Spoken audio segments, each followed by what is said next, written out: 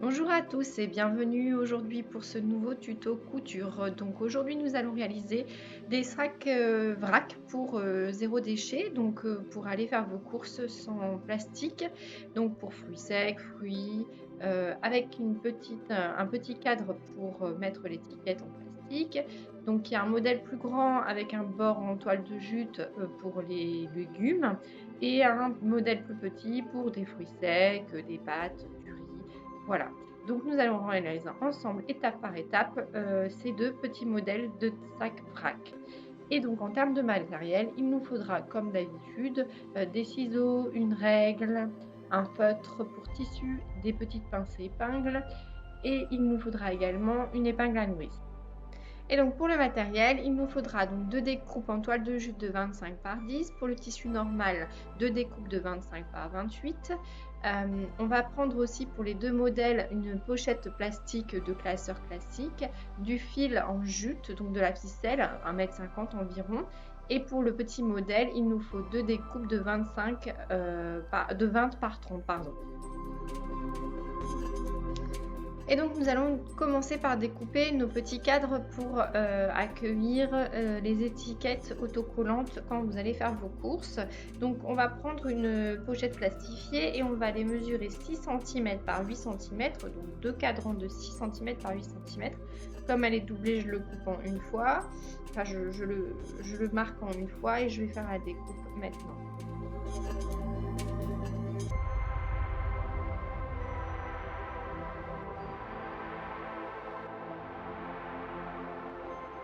On va aller les positionner sur nos petites pochettes. Donc, pour la grande pochette, on va les mesurer 15 cm en hauteur pour positionner notre petite pochette sur la hauteur. Donc, je mesure 15 cm et je la positionne. Et de chaque côté de cette petite pochette, je vais aller mesurer 8 cm. Pour la grande. Donc je la positionne. Et pour la petite, 15 cm en hauteur. Donc toujours pareil, on positionne la pochette et sur chaque côté 6 cm environ. Je vais venir réaliser ensuite une couture sur le cadre complet, donc sans quitter mon fil, je réalise ma couture tout du long, donc vraiment sur le rectangle. Voilà, je tourne mon tissu et je réalise cela.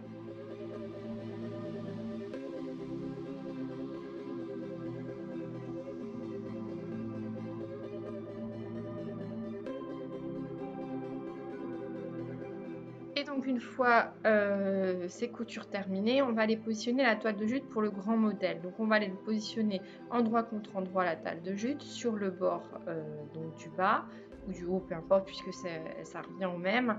Et on va positionner donc nos petits épingles et on réalise une couture. Vous pouvez renforcer la couture avec une couture zigzag aussi sur ce pan-là. Et donc maintenant, je vais aller réaliser un point sur le devant pour bien figer les deux tissus ensemble. Donc on réalise un point simplement sur le devant du tissu de chaque côté.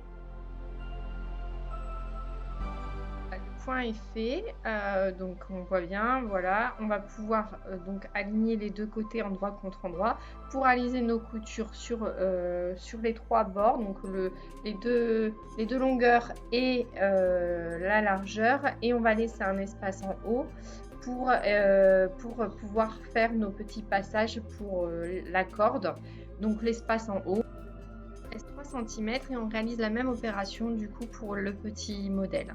Donc là on va bien laisser les 3 cm et on va commencer après. Donc mesurez, mettez-vous un point au feutre, voilà, pour bien démarrer votre couture à 3 cm et ne pas prendre en compte ça. Et là pareil, je fais un point sur tout du long. Je vais également réaliser un point zigzag sur tout du long pour éviter que le tissu ne s'effiloche. Donc voilà, là vous laissez bien les 3 cm au bord. On recommence l'opération pour le plus grand modèle et on va aller ensuite réaliser notre point zigzag sur la même partie.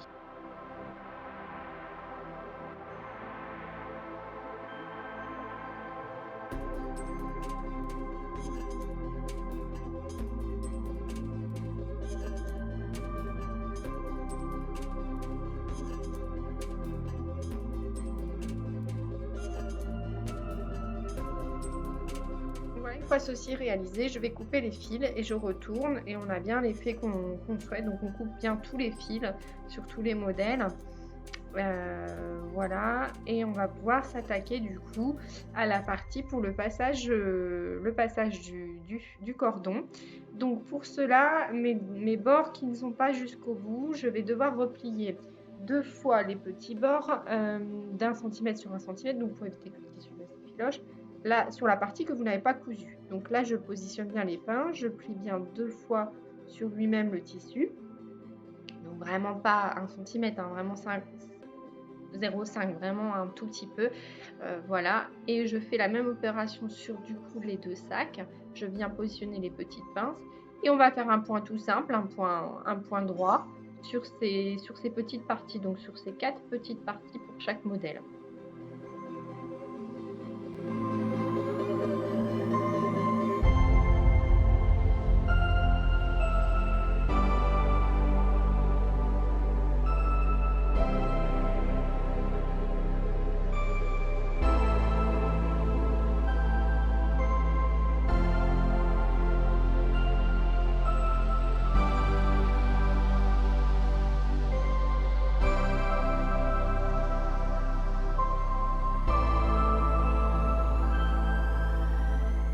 Donc voilà, on va couper les fils une fois que ceci est réalisé.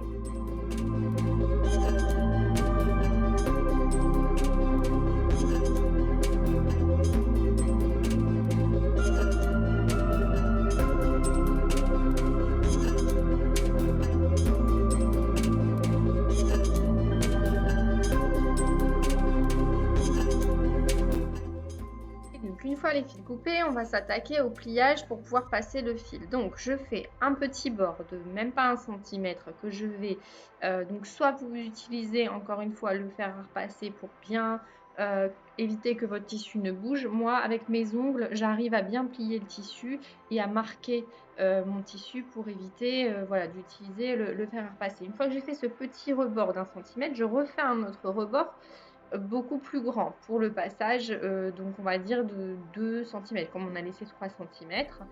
Donc voilà, vous voyez, pour que ça arrive bien pile là où la fermeture, enfin là où vous avez fini de positionner vos petits rebords. Et donc on fait cette opération sur les deux côtés, donc pour le petit sac et également pour le grand sac. Donc là, vous voyez bien, on plie bien pour le premier rebord et ensuite on vient les repositionner jusqu'à ma couture le deuxième rebord avec des petites pinces et on va donc réaliser la couture sur le bas, donc sur le bas, voilà, de chaque. Vous allez avoir 2 coutures à réaliser, un point droit et la même opération pour le grand.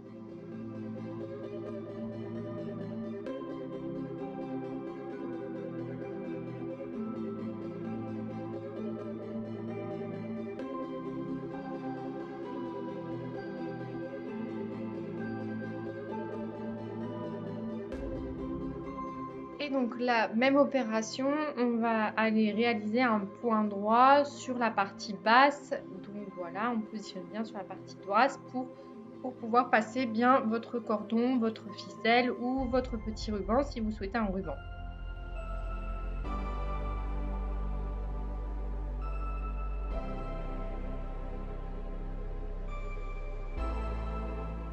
Voilà, c'est terminé, on coupe les fils de chaque côté et on va s'attaquer du coup maintenant au passage de la ficelle dans nos petits passages qu'on a réalisés en tissu. Donc moi j'ai pris une ficelle en toile de jute pour rappeler mon modèle. Vous pouvez prendre un cordon ou un ruban, comme je vous disais. Le principal c'est que vous puissiez avoir à peu près 1,50 m pour chaque modèle. Donc ça fait à peu près 60-70 cm par cordon à couper en deux.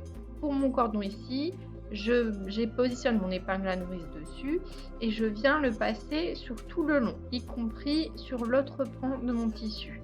Donc vraiment, ça va bien prendre les 2 pans de mon tissu. Et voilà, donc de ce côté-là. Et donc là, je coupe. Et je viens réaliser la même opération avec un autre cordon donc de la même dimension. Par contre, je vais commencer mon passage par l'autre côté. Donc, vous allez d'abord emprunter un côté pour un passage. Et pour le deuxième passage, vous commencez votre passage sur l'autre côté. Ce qui fait que vous allez avoir des ficelles qui vont sortir des deux côtés. Vraiment, c'est important, pas du même côté. Il faut vraiment pouvoir tirer de chaque côté. Donc voilà. Et on coupe également. Et là, maintenant, c'est bon, on a ce qu'on souhaite. Donc on peut retirer l'épingle à nourrice. On va faire un nœud de chaque côté. Donc moi, je fais vraiment un double nœud pour éviter que ça parte. Quand c'est un tissu un cordon plus gros, il n'y a pas forcément besoin de faire autant de nœuds. Ça, c'est à vous de juger. C'est vraiment pour éviter voilà, que ça ne parte. Et donc moi, après, je vais couper un peu de chaque côté ma ficelle pour pas qu'il y ait trop de ficelle non plus. Donc voilà, donc je réalise les nœuds de chaque côté.